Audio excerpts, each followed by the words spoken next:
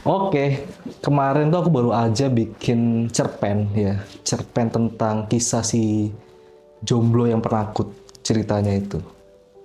Dia mengalami banyak kejadian di kehidupannya sehingga dia bisa bertransformasi menjadi makhluk cinta yang menarik banyak cinta, menarik banyak orang yang memiliki cinta ke kehidupannya, gitu ya. Nah, ini bisa jadi adalah bagian dari transformasi kehidupan kalian yang akan kalian jalani ke depannya, supaya status identitas jomblo kalian tuh bisa bertransformasi menjadi makhluk cinta yang akan mendatangkan cinta ke kehidupan kalian. Kalian harus dengerin ini sampai selesai. Ya, siapa tahu ini relate dan kalian bisa menjalaninya, gitu ya. Buat kalian yang suka nonton video ini saya buat untuk kalian. Kalau memang suka baca, nanti di bawah ada link untuk kalian baca novelnya atau cerpennya, sorry. Jadi Alkisah itu ada sesosok jomblo, si jomblo yang takut. Identitasnya adalah itu. Kenapa dia jomblo dan yang takut? Karena ya dia memang belum punya pasangan, terus dia juga takut. Nah, takutnya takut apa? Takut gelap. Jadi dia tuh orang yang jomblo dan dia takut gelap. Dia takut akan kegelapan. Jadi dia kalau malam tuh nggak suka. Dia hanya mau dia hanya mau ketika berada di tempat yang terang atau kondisinya pagi, siang gitu. Nah, tapi si jomblo ini dia kaya raya. Dia itu anak dari saudagar pemilik perkebunan kelapa sawit, ya, yang tinggalnya di Aceh. Oh iya, ini cerita yang stylenya adalah fiksi ya. Jadi saking fiksinya, ini ceritanya ya, matahari itu terbitnya dari barat ke timur. Ya nanti kalian biar bisa relate dengan ceritanya. Jadi saking fiksinya dia eh, matahari yang aku ceritakan di sini yang membawa keterangan itu cahaya itu terbitnya dari barat ke timur. Jadi dia tinggalnya di Aceh gitu kan. Dia bangun pagi gitu ya. Karena dia orang kaya dan dia tidak suka dengan kondisi yang gelap, maka dia bangun pagi, dia menikmati, dia menyambut matahari pagi itu dengan sukacita, dia senang sekali dengan itu. Terus karena dia pengen bersama dengan cahaya, dengan suasana yang terang itu lebih lama daripada orang-orang yang lain, pagi jam 9 dia berangkat tuh ke Jakarta, naik pesawat. Gitu kan. Dia menemui matahari yang sama gitu. Terus lanjut dari Jakarta dia ke Jogja, terus ke Surabaya, habis ke Surabaya dia ke Lombok, habis itu ke mana namanya, ke Balikpapan, ke Sulawesi, terus ke Papua. Ya kan ada perbedaan waktu tuh ceritanya, ada perbedaan waktu 3 jam gitu kan. Jadi supaya dia bisa lebih lama 3 jam untuk mendapatkan cahaya atau kondisi yang terang yang lebih banyak daripada orang-orang yang kebanyakan gitu ya. Seperti itu. Jadi ceritanya dia gitu. Dia melakukan itu setiap hari gitu ya, supaya dia bisa terhindar di kegelapan. Dia sampai di Papua, dia kan capek tuh dari pagi ya, dari Aceh sampai ke Papua dia melakukan perjalanan supaya dalam kondisi terang. Capek kan di Papua. Nah, Papua itu dia kondisi udah maghrib, udah gelap gitu, tapi dia capek, karena dia capek dia tidur lah di situ di Papua.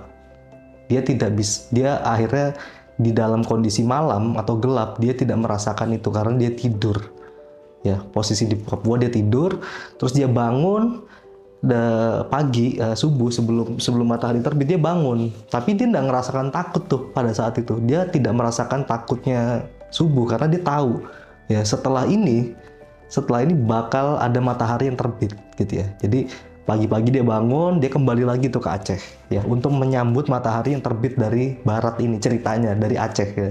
Jadi matahari terbit dari Aceh, dia nyambut lagi. Dan dia melakukan itu terus. Dia hanya mencari kondisi yang terang supaya dia terhindar dari rasa takutnya. Nah, suatu ketika dia ini kan anaknya orang kaya kan. Bapaknya tuh saudagar pemilik perkebunan kelapa sawit. Ya. Perkebunan kelapa sawitnya itu kena banjir bandang ceritanya. Banjir bandang hancur lah semuanya perkebunannya itu. Jatuh miskin lah dia. itu kan, jatuh miskin. Akhirnya si bapaknya ini tidak punya kekuatan finansial lagi seperti sebelumnya. Jadi bapak ini nggak bisa ngasih duit lagi untuk dia tuh mengejar matahari itu, mengejar kondisi yang terang itu. Nah si jomblo yang penakut ini akhirnya dia ngerasa, waduh, aku harus berhadapan dengan kegelapan dong habis ini. Gimana ya, dia mulai ngerasakan takut tuh. Dia mulai ngerasakan takut, tapi ya mau gimana lagi karena dia sudah nggak punya uang. Awalnya orang keluarganya itu masih punya uang untuk bayar listrik awalnya. Ya sudahlah, dia di rumah aja. Yang penting kondisi rumahnya terang gitu ya. Kondisi rumahnya terang. Sampai di suatu ketika bapaknya ini udah nggak punya duit untuk bayar listrik, gitu kan? Bayar listrik dia nggak punya duit. Akhirnya apa? Setiap malam lampunya gelap, itu lampunya padam. Ya, jadi seharian tuh lampunya padam. Nah malam kan dia akan menemukan kegelapan itu kan. Dia ngerasakan ketakutan. Si jomblo yang penakut ini merasakan ketakutannya. Nah, suatu saat teman itu ngomong, nggak apa-apa kok, gelap itu nggak apa-apa, itu menenangkan kok sebenarnya. Dan itu sangat baik, kondisi gelap itu sangat baik untuk untuk kualitas istirahat kita. Kalau kita malam tidur ya, lampu dimatikan, itu regenerasi sel tuh akan terjadi lebih sempurna daripada kalau lampunya nyala gitu ya. Sistem saraf parasimpatisnya itu aktif gitu ya, sehingga regenerasi selnya itu berjalan sangat sempurna gitu ya. Tapi si jomblo ini nggak mau awal-awalnya, nggak mau. Aduh, aku tuh mau tetap terang, mau tetap gimana caranya, tapi kan kondisi sudah nggak memungkinkan karena dia harus melalui malam-malam itu dengan gelap gitu kan. Akhirnya suatu saat dia, ya sudahlah, coba aku terima deh kondisinya. Ya aku harus menemui kegelapan ini. Dia harus berdamai dengan kegelapan, dimana rumahnya itu setiap malam gelap gitu ya. Dia melakukan itu 21 hari ke depan. Dia berupaya untuk berdamai dengan kondisinya. Sampai akhirnya dia ngerasa, oh ya sudah, ternyata nggak apa-apa ya, gelap, aman aja ternyata. Aku tetap bisa hidup kok sampai sekarang gitu, di kondisi yang gelap ini. Nah akhirnya dia sudah berdamai dengan rasa takutnya. Takut gelap itu udah, identitas si takut gelap, si penakut akan kegelapan itu runtuh lah sudah akhirnya ceritanya. Nah tinggallah dia, statusnya adalah identitasnya sebagai si jomblo aja. Dia shifting dari identitas si jomblo yang takut gelap atau si jomblo yang penakut menjadi si jomblo yang si jomblo aja gitu. Jadi dia udah nggak takut lagi. Karena dia udah nggak takut lagi, dia mulai menciptakan interaksi itu sama orang-orang. Karena rasa takut akan kegelapan sama rasa takut dengan melakukan interaksi dengan orang lain itu adalah rasa takut yang sama sebenarnya kalau kalian sadari. Nah dia mulailah menjalin interaksi dengan orang. Nah dia ngomong kalau, oh ya ini aku udah nggak takut nih, aku udah bisa berkomunikasi dengan orang, lebih mudah bersosialisasi gitu ya. Aku pengen deh cari pasangan yang bisa meruntuhkan identitas si jombloku ini. Akhirnya dia mulailah ketemu sama pasangan, ketemu sama orang, terus dia menjalin hubungan gitu ya.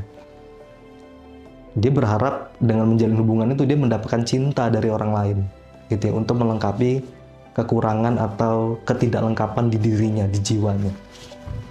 Nah dia pacaran. Setelah itu dia pacaran. Terus awal-awal dia bahagia nih, ternyata di tengah-tengah hubungannya itu mulailah terjadi konflik. Ya, jadi konflik suatu ketika mereka tuh bertengkar. Bertengkarnya gini, si jomblo ngomong, kamu udah nggak cinta ya sama aku. Si jomblo tuh ngomong gitu, atau si pelaku utamanya tuh ngomong gitu. Peran utamanya ngomong, kamu udah nggak cinta ya sama aku, kok nggak kayak biasanya sih, kok nggak kayak di awal sih. Kamu manis-manis ke aku, sekarang kamu udah melakukan seenaknya gitu. Terus si pasangan ini ngomong, lah kamu juga nggak pernah mencintai aku kok, katanya.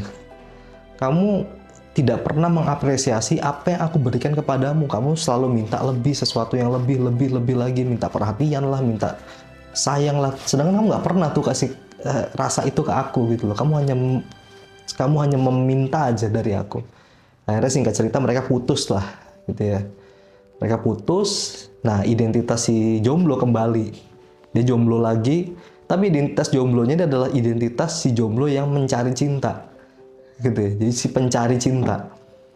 Nah, dia cari cinta lagi ke orang lain. Karena dia udah pernah tuh ngerasain cinta kan. Dia cari lagi tuh cinta lagi ke orang lain. Dia jadian lagi sama orang, putus lagi. Kejadiannya sama, selalu berulang. Polanya selalu berulang. Jadi mereka bertengkar, akhirnya, dan ceritanya mirip-mirip. Intinya di awal baik-baik, terus ujung-ujungnya si jomblo ini ngerasa kok aku sudah gak dapat cinta lagi ya gitu ya. Akhirnya mereka bertengkar, putus lagi. Sampai suatu malam si jomblo ini duduk-duduk nih. Dia baru putusan, dia duduk-duduk di depan teras rumahnya. Tiba-tiba ada penjual koran lewat gitu ya. Menawarkan satu koran yang headline-nya itu ada judulnya, kalimatnya satir. Ya. Kenapa kok dia tertarik? Karena ada tulisan jomblo di situ. Ya.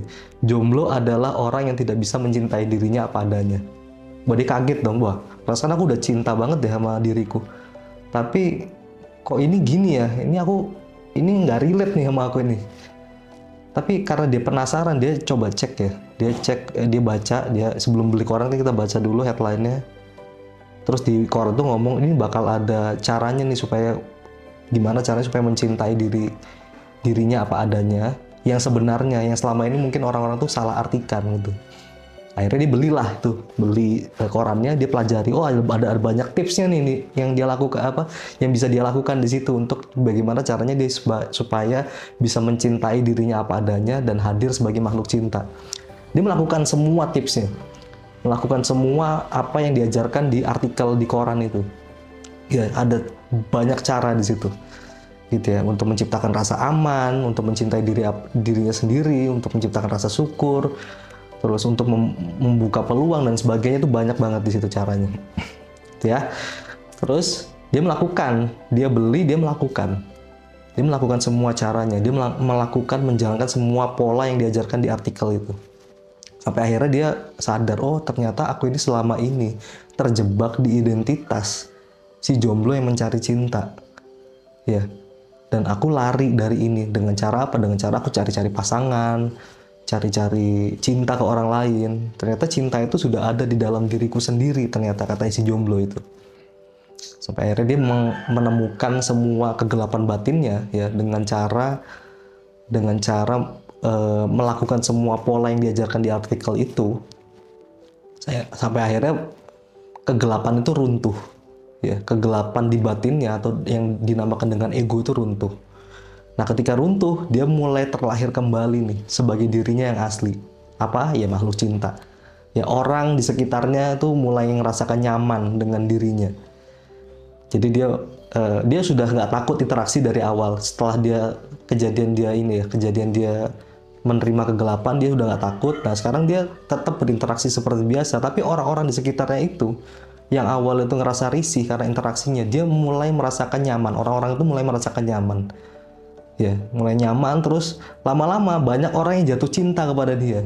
Sehingga identitasnya dia yang awalnya si jomblo yang penakut berubah menjadi makhluk cinta. Orang-orang memberi julukannya makhluk cinta. Karena apa? Ketika orang itu berinteraksi dengan dia secara intens, orang itu rentan untuk jatuh cinta terhadap orang ini.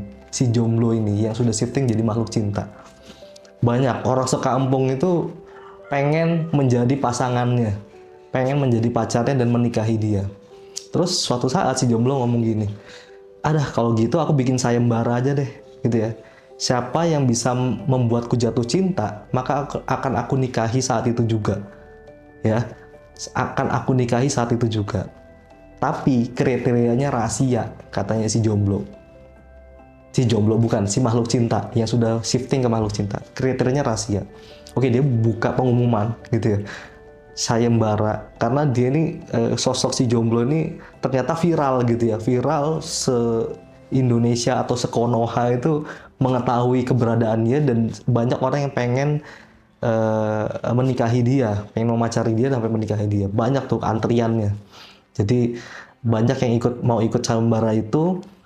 Terus dari kalangan profesional yang sukses, terus pengusaha sukses, sampai kalangan kerajaan. Ya, ingat ini cerita fiksi ya. Ini kalangan kerajaan itu sampai ikut ngantri juga gitu. Untuk ikut sayembara ini, untuk ikut seleksi ini. Terus ketika orang datang gitu ya, ketika orang datang si jomblo ini, si makhluk cinta ini ngasih waktu 5 menit untuk bisa kenal dengan peserta gitu ya. Diawali dengan pertanyaan, si makhluk cinta ini ngomong gini, kalau apa tujuan kamu datang ke sini, apa alasannya gitu ya, kenapa kok kamu datang ke sini. Terus si pesertanya kebanyakan dan hampir semua orang itu ngomong kalau, oh aku kesini karena aku pantas buatmu, aku adalah orang yang baik, aku orang kaya raya, aku punya semua yang kamu butuhkan dalam hidup ini gitu ya. Pokoknya orang-orang yang ikut itu kebanyakan orang-orang yang ngomong tentang aku. Nah, bedanya yang dulunya awalnya si jomblo ini mencari-cari cinta dan dia ngelihat orang, wah ini bagus nih, baik nih, orang ini kaya, ini baik, dia langsung pacaran. Ini enggak. Sekarang si makhluk cinta sangat-sangat selektif ya dalam memilih pasangannya. Dia punya kriteria khusus yang dia sembunyikan sampai dengan saat itu. Terus dia bilang, enggak dah, dia kaya, dia ngaku baik dan sebagainya, tapi aku tahu kalau dia masih terjebak dalam identitas ego gitu ya. Dia masih melekat terhadap identitasnya. Sebenarnya apapun identitasnya itu adalah diri fiksinya, mau itu dia kaya, mau dia baik dan sebagainya, selama dia belum sadar itu dia masih terjebak dalam egonya gitu ya. Buktinya apa? Buktinya dia selalu menceritakan tentang aku dan aku gitu ya. Apa benefitnya buat aku gitu. Nah itu ciri-ciri orang yang egois. Udah dari pagi sampai malam nggak ketemu tuh orang yang sesuai dengan kriterianya dia. Sampai akhirnya ada peserta terakhir. Dia nyuruh, si makhluk cinta nyuruh masuk, ya silakan peserta terakhir masuk ke rumah saya untuk seleksi gitu. Terus masuklah orang itu. Terus dilakukan pertanyaan yang sama, kenapa kok kamu ikut ini, apa alasanmu? Terus si peserta terakhir ini ngomong, loh, aku tidak berniat untuk ikut sayembaramu loh, aku cuma lewat di depan rumahmu dan kamu menyuruhku masuk. Oh iya, katanya si makhluk cinta ini, oh iya mohon maaf ya kalau gitu, aku nggak sengaja, aku pikir kamu adalah peserta yang ikut sayembara itu. Enggak, aku nggak ikut, katanya, aku cuma lewat aja, terus kamu suruh masuk ya aku masuk gitu ya. Terus si orang ini nanya, kamu ngapain sih bikin gini? Apa sih tujuannya supaya kamu kamu bikin sayembara untuk supaya kalau ada orang yang bisa berhasil membuatmu jatuh cinta itu kamu nikahin gitu ya. Iya, soalnya banyak banget nih orang yang pengen menikah denganku, katanya si makhluk cinta ini, tapi kriterianya nggak masuk gitu ya. Aku paham dia adalah orang-orang yang terjebak dalam egonya gitu ya, dan aku nggak mau tuh berurusan sama orang kayak gitu, karena aku hanya mau orang-orang yang mau menjadi pasangan itu adalah orang-orang yang levelnya sama dengan aku, yaitu orang-orang yang sadar gitu ya. Karena ketika aku nanti memiliki pasangan dengan kualitas kesadaran yang baik, maka dalam mengarungi rumah tanggaku ya, kita nanti maksudnya rumah tangga si makhluk cinta dengan pasangannya ini akan lebih stabil, lebih bahagia. Mau itu dalam keadaan susah atau mau dalam keadaan senang, itu dia tetap akan bisa bersama-sama karena dia bisa stay di kesadaran. Nah si orang ini hanya dengerin aja, dia dengerin aja, dia nggak ngejudge, dan dia hanya ngomong ketika ditanya sama si makhluk cinta ini. Terus si makhluk cinta ini ternyata seketika dia ngomong, sebenarnya kriteria yang aku cari ada di dalam dirimu, katanya si makhluk cinta ini kepada orang yang ceritanya ini nggak sengaja jadi peserta terakhir. Oh iya, tapi katanya orang, oh iya, emang apa?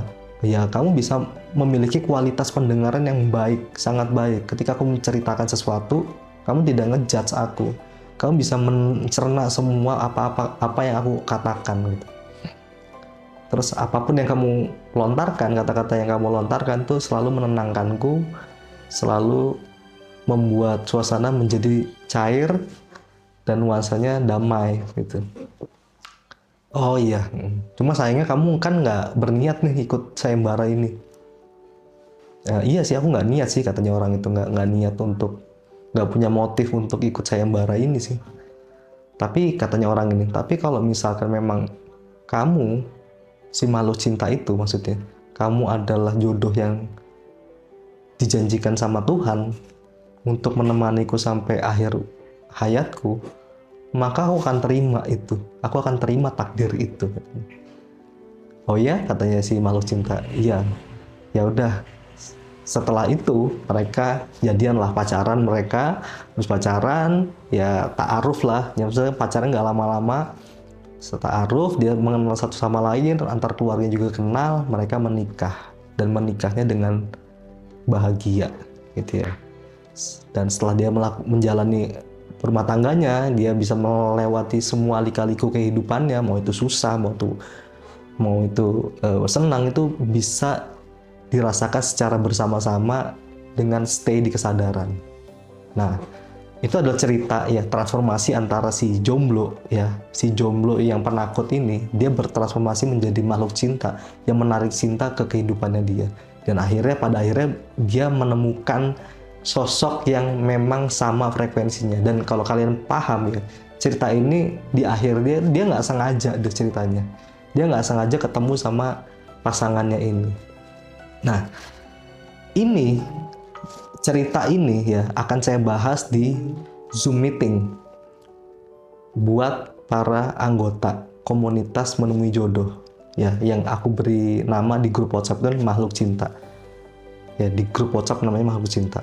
Aku akan bahas hikmah dari cerpen yang aku buat kemarin ini, supaya kalian bisa relate ya, supaya kalian bisa paham tentang setiap fase perjalanan si jomblo menjadi makhluk cinta dan apa yang harus dia lakukan. Kenapa ini kok harus aku sampaikan di awal, supaya teman-teman yang masih terjebak di dalam identitas si jomblo itu bisa punya gambaran roadmap-nya ke depan seperti apa gitu. Jadi materi-materi seperti ini yang sifatnya dongeng, entah itu nanti materi atau dongeng atau apapun itu, aku akan lakukan secara rutin ya kepada komunitas yang aku bangun, namanya komunitas menemui jodoh ya, supaya bisa menemani teman-teman komunitas sampai mereka menemukan jodohnya gitu ya. Jadi komunitas ini aku akan bikin, mereka bayar registrasi di awal, dapat materi dari aku. Setelah itu mereka akan aku temani ya, aku akan lakukan ini rutin sampai mereka menemukan jodohnya. Mereka akan bertransformasi dulu menjadi makhluk cinta, dan mereka akan menarik jodoh dengan kualitas cinta yang sama. Seperti itu. Jadi kalau kalian berminat untuk ikut komunitasnya, komunitas menemui jodoh, kalian hanya bayar sekali dan aku akan bimbing dengan materi-materi seperti ini sampai kalian dapat jodoh. Sampai kalian dapat jodoh. Yang bisa jadi ya, ini bisa jadi itu jodohnya adalah sesama anggota komunitas itu sendiri gitu ya. Tapi tidak menutup kemungkinan juga jodoh yang jodohnya yang dari Tuhan itu juga bukan orang di luar bukan orang di dalam komunitas, bisa jadi orang lain, entah itu tetanggamu, entah itu temanmu, teman sepermainanmu, atau siapapun itulah, atau orang yang tiba-tiba kamu kenal dan kamu menjalin hubungan dan merasa nyaman dan sebagainya. Itu bisa jadi gitu ya. Bisa jadi anggota komunitas, bisa jadi anggota di luar komunitas, orang di luar komunitas. Seperti itu. Dan kalau kalian tertarik, silakan klik informasi di bawah untuk join komunitasnya. Maka aku akan menemani kamu perjalanan jomblomu ini untuk bertransformasi menjadi makhluk cinta. Ya, kalau kalian suka baca, ini di bawah ini aku sertakan juga novelnya. Oh, bukan novel, cerpennya. Oke, gitu aja dari saya. Sampai jumpa di komunitas menemui jodoh.